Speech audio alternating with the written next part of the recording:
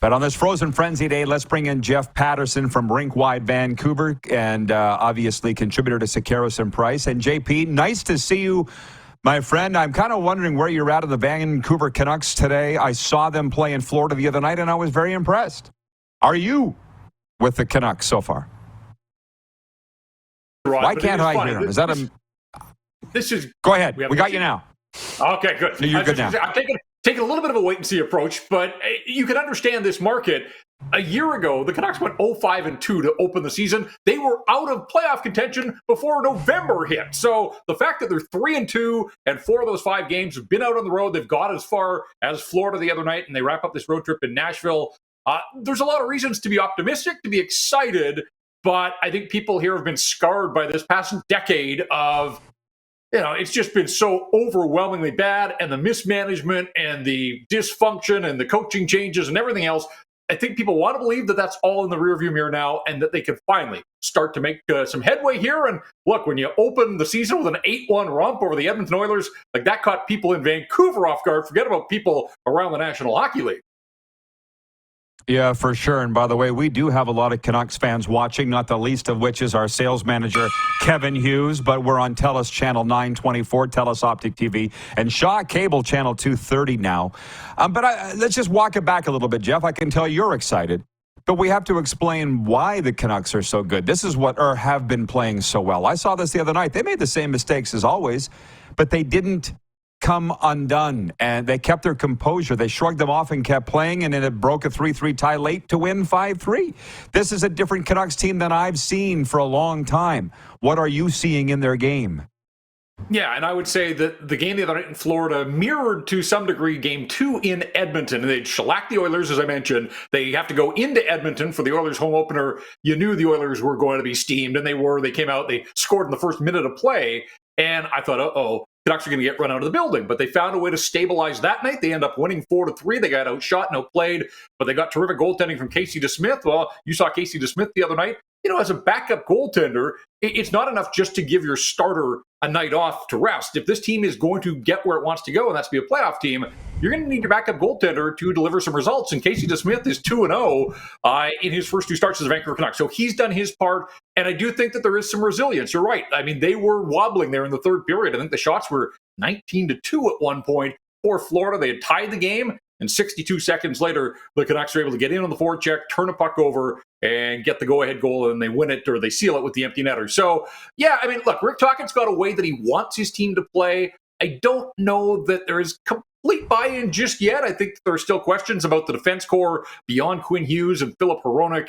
They've been outshot badly in a lot of these games, and there have been stretches, almost like a period in each game, where they have really been on the ropes. But yeah, the other night, a late counter punch, and it was the knockout blow. They end up winning there, and they have a chance to go into Nashville now tonight and go 3-2 on this 5-game road trip, and go 4-2 to start the season again, compared to where they were last year. Game 6, Rod, was the home opener against the Buffalo Sabres. Jerseys were on the ice and not the ones that the Canucks were wearing. They lost 5-1 at home to the Sabres, and there was outrage in this market. So I would say year over year, there's some stability in the organization. There's star players, Pedersen and Hughes and JT Miller, Kuzmenko the other night. Those guys have stepped up. That Trudemko has been really good when he played, and he's going to be rested for this one tonight. So I think they feel pretty good going back to the ace on their staff at that Trudemko in goal in Nashville against the Predators. Yeah, and I want to preview that game in a second, but just on the difference here is Rick Tocchet. That's it. If you want to just look and say what's different, it's the head coach. And I'm wondering if it was a Jim Rutherford hire or Patrick Elvin, if I'm saying his name right. What is it about Rick Tocchet, who wasn't even in the game, really? He was on television, that they said, we want this guy. And it seems to have been the right move. Well, Tocchet was an assistant in Pittsburgh when both Rutherford and Elvin were there, and they were winning those Stanley Cups back-to-back. So familiarity, you know how this works. It's a people business as much as it's an on-ice product. You connect the dots, and there was a familiarity there with Rick Tocchet. And they wanted to make a midseason coaching change, so you're limited in who's available when you go down that road of making a switch in late January. But they had their eye on Tocchet. Bruce Boudreau was a dead man walking. I didn't like the way all of that was handled and the way that he was treated. He deserved better. but we all knew where that was headed, and ultimately they pulled the pin on January, I think it was 22nd last year. And so talking about 36 games last year to try to instill his systems and his philosophy so that when they got to training camp this year, they'd all hit the ground running. And I do think you're seeing some of that. Again, he is very particular in the way that he wants the game played. I mean, he is a believer in winning board battles and wall work, and he's got all these catchphrases. I'm not sure that he has the personnel to fully carry out the way that he wants this team to play just yet. So I think in that regard, it's probably still a work in progress. But again, they've got star power. They had star power last year. Elias Pedersen had 102 points. Quinn Hughes, almost 80 points on defense. And Thatcher Demko, he had a tough year last year. He was hurt for a good chunk in the middle. But 2 years ago, he received Vezina votes and was on the fringes of being one of the better goaltenders in the National Hockey League. The issue here for far too long is they just haven't supported and surrounded their star power with a supporting cast that can hold up its end of the bargain. And so that's where I say cautiously optimistic, because after Quinn Hughes and Filip Hronek, when those two guys are on the ice is tilted in the Canucks' favor. But the other four defensemen, however they roll them out, the Canucks are getting pinned in their own zone, getting outshot, as I mentioned, and it's a dangerous way to play. But I will say this much. So I think the Tocchet's philosophy, the stability in the organization, and you may recall from previous appearances when I was on with you last year, or just people in hockey will remember, the Canucks at this time last year, Rod, their penalty kill was at like 60%. They were giving up 2 on the regular. You can't win in the National Hockey League if you're spotting your opponent's 2 power play goals almost nightly. I mean, it was historically bad for much of last season. It hasn't got off to a great start, but anything is going to represent progress. And again, when you've beefed up your blue line, you've got Thatcher Demko. Yeah.